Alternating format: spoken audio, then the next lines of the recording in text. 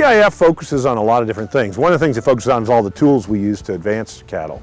But I think is equally as important as the tool is the roadmap of where we're going, right? You can say, well, we're going to make the car better, but a really good car with a bad map takes you to a bad place. And so I think this where we're going is probably one of the biggest questions of the day, because our tools move us faster than ever. So what is it that we need to be pursuing?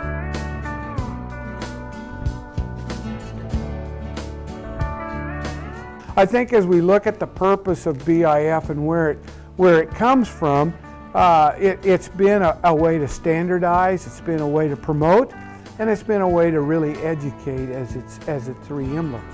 The 70s were really exciting times for BIF and the beef industry because that was the first part of EPDs. And so the academics and the producers have gotten together and started using the field data that was out there, and now they were using it to make genetic prediction. We had a new way to look at how to breed cattle. Well, in the 80s, we continued the education, and they also started thinking about, okay, what do we do next? And so that set us up for the 80s, where we not only had to prove what those numbers were and prove that they could make differences in performance data and the way we bred cattle, but also we could start to develop more and more traits. You know, we had those traits that were really pretty easy to get to, the birth weight, you know, things that we could use scales on farm and do.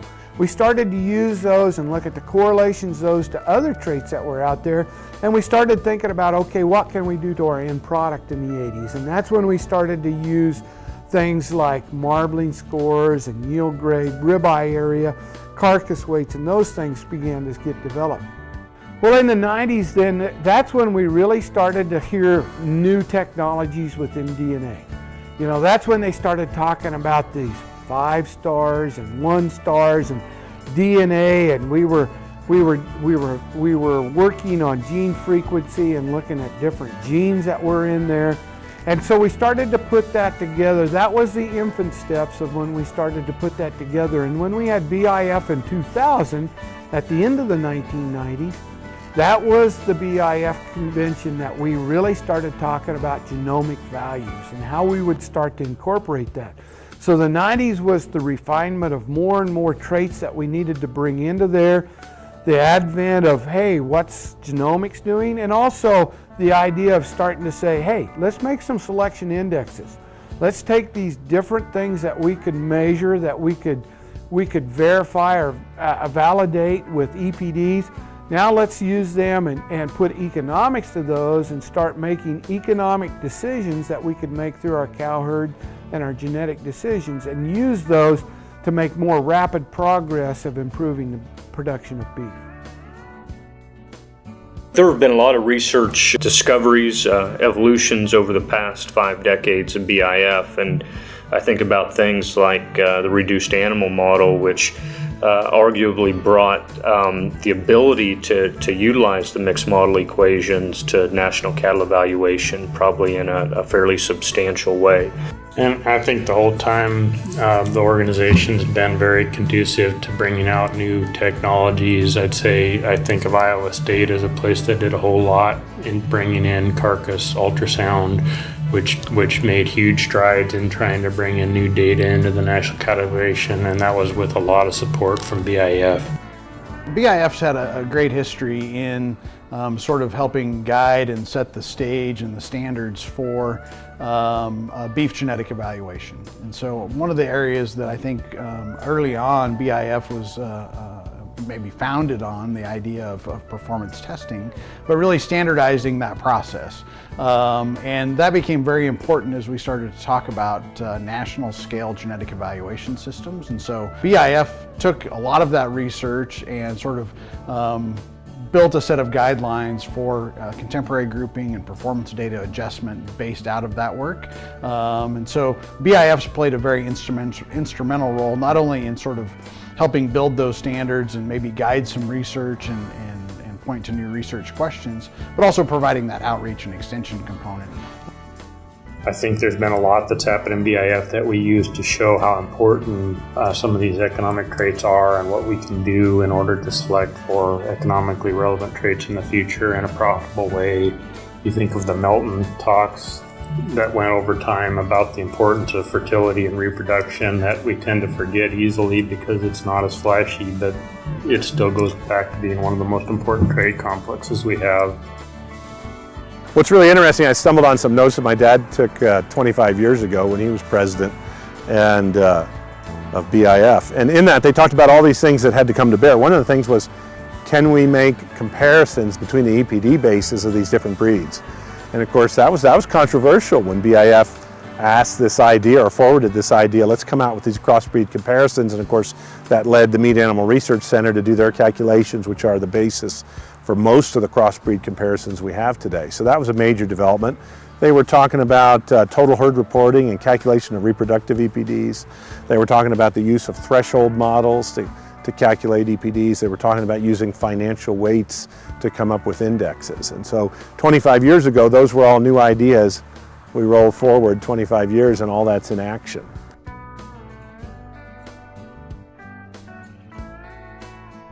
The Beef Improvement Federation is as strong as it's been in years. Turnouts to the convention are large. Participation from universities, individual producers, folks interested in the beef industry is as good as it's been. And yet, like every organization, we face challenges. And if we want to have a 100th anniversary of the Beef Improvement Federation, we need to address those challenges as they come. Currently, I think one of the biggest challenges is also one of the biggest opportunities.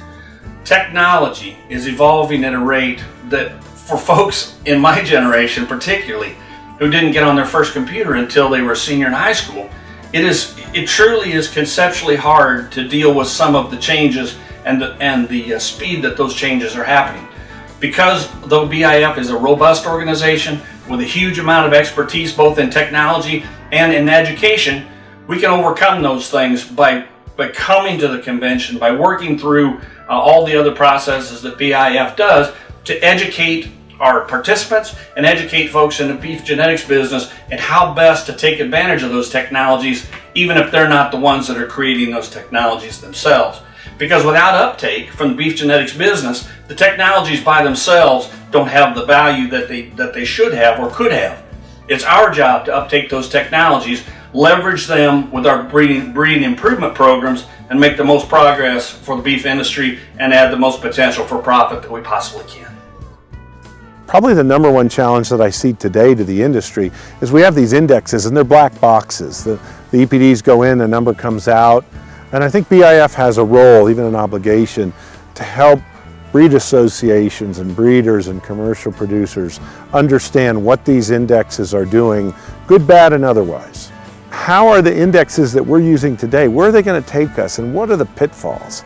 And I think BIF has to engage in that process. And I think as we look down the road, then there are all kinds of things that are coming. I mean, one of the things is sort of mating allocation, how you decide to breed which animals to which other animals. That's going to be a big deal. I think with as advanced as the tools are today, we're going to have to make choices between specialized maternal and terminal production versus sort of all-purpose production. And then I do think the discussion that we're having this month at the convention about who owns the data and how that moves and flows, gosh, that's a big discussion item. And I think BIF will be where a lot of that policy is generated.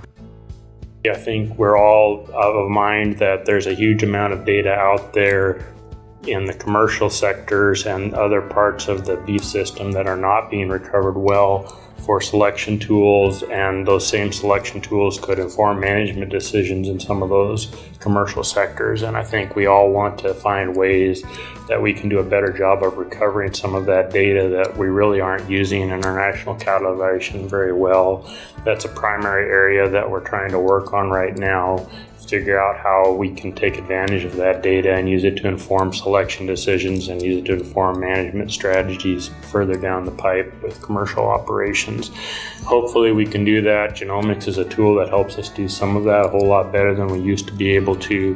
and where we used to not be able to tie IDs very well to some of those situations and know who the sires were. The DNA gives us some avenues to do that well. So those are areas I think that we need to explore much more and take real advantage if we're going to move things forward in traits that aren't measured on seed stock.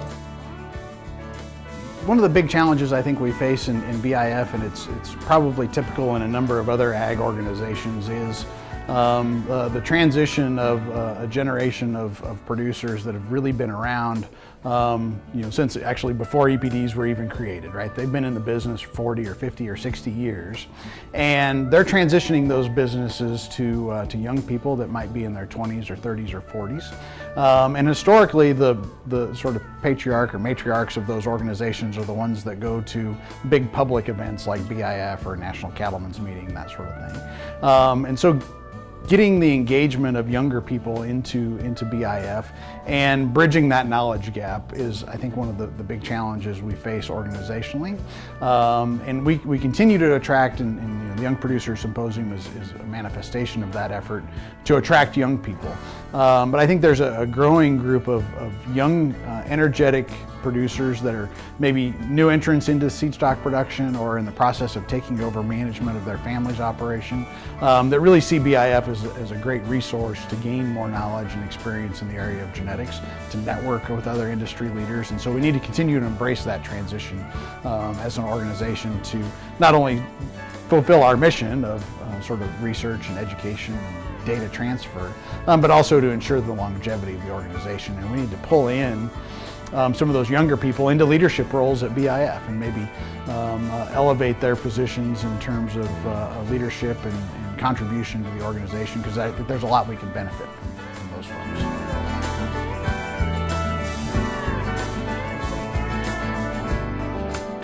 This year, for the 50th anniversary of the BIF convention, we're going to have our 4th year of the Young Producer Symposium. Bill Rischel came to the BIF board and walked in the room and said, "You know what the problem with BIF is?" He says, "Everybody in BIF is too close to my age." And we all got a big kick out of that, but he was serious. He says, "Can you guys work on a program to help encourage more folks, younger folks, and enthusiastic folks who are interested in the beef genetics business to have a bigger part in BIF and make sure that this program is healthy well out into the future?" It was a great charge. We took it seriously. And within about a year and a half, we had scheduled the first of our Young Producer Symposiums. Dr. Bob Weber and I were charged with setting up that first Young Producer program. And Dr. Brandy Karsh from Mississippi State played a big part in making that first program go. We had 35, 45 participants in that first program. Since that time, the program has grown each year, and a typical turnout now might be greater than 100 young people involved in the program. The program, as I said, has evolved over time, and I think it's one of the great new opportunities at BIF. And it's the type of opportunity that helps ensure the long-term success of the program. If you're a young person at BIF, you're involved in the beef cattle industry, those technical committee sessions are meant to be challenging. So you can feel free to challenge the speakers because oftentimes that's where progress is made, by those kinds of challenging, sometimes heated discussions. So don't be afraid to engage in that manner. As a student, I remember being almost intimidated sometimes by the people that were at the BIF meeting because these are legends in the field and that sort of thing. And then you realize fairly quickly, really, that they're regular people that want to talk to the students. They want to talk to everybody at the same time. They really want the information to be bi-directional. And coming up and approaching me or Matt or anybody else is really what we want to have happen. We want to have nice conversations. It helps our program. We hope it helps your programs.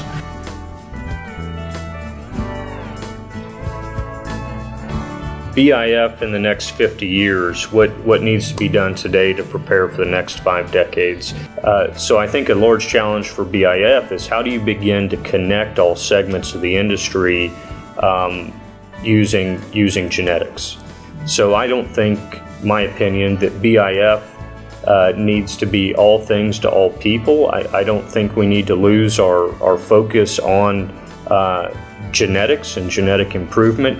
But I will say that genetics is important more than just to the seed stock and even the commercial cow-calf producers. So we need to somehow get people from the fed cattle and packing components of our industry to engage in these discussions and honestly understand how to connect all segments using genetics.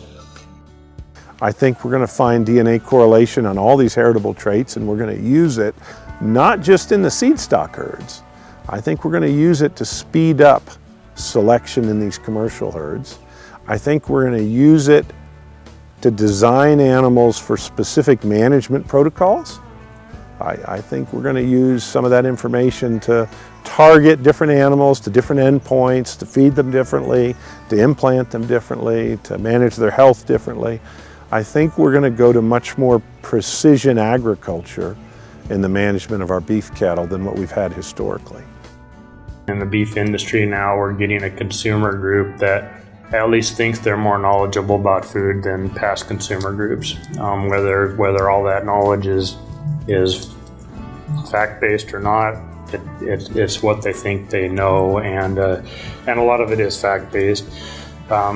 Understanding what we do in our beef industry and getting to that segment is going to be key for the industry right now, and BIF plays a role in trying to help meet the desires of those consumer groups, I think, and understanding what can we do to improve the image to those groups, and understand that the beef that we're trying to target for them as a product is something that can be that they're happy with for several different reasons. We've had some big changes in the last 24 months within the genetic analyses within these various breeds. These new technologies, these numbers are going to change. Our predictions of what an animal is going to do are going to change. They're going to get better. They're improving. We need to embrace this change, not resist it. It's hard because as seed stock breeders, ourselves included, if we've been breeding the animals that we like the most based on their numbers, and their numbers change, they re-rank. And so suddenly maybe our cattle aren't as good as we thought they were. But the worst thing we can do is stick our head in the sand. We have to embrace these new models. We have to embrace it. We have to do field tests and make sure that we document how much better these new numbers are. I think you'll see more and more of those kind of presentations at BIF in the near future, because we've got to get people on board that this stuff does work. So I think one of the things that I'm really excited about in the beef business is we are in that sort of transition phase of a lot of the assets in our business will transfer from an older generation to a younger generation. And that younger generation is one that's largely grown up with technologies that we view as sort of the standards of business in seed stock production. So utilizing EPDs and selection index and genomics tools.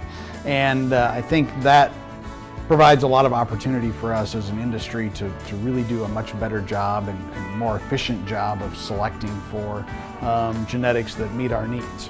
And I think there's an opportunity for us as both academics and researchers to sort of help drive the discussion about environmental adaptability and animal welfare issues that are genetics related, and do a better job in terms of selecting animals for traits that excel in those things, but also be able to put ourselves in a position to communicate that to our consumers that we know care about those kinds of ideas in terms of whether that's animal welfare or animal health sort of issues, maybe related to resistance to, say, BRD or bovine respiratory disease, and sustainability issues. So, how do we leverage traditional genetics tools like crossbreeding and selection index to build a more sustainable product that's more environmentally friendly and more efficient and more profitable for our beef producers. This is an exciting time in the beef genetics business. At no time in our history have people begun to look to leadership from the genetics business to drive value and drive profit like they are currently. And BIF is an organization that's helping to lead the way.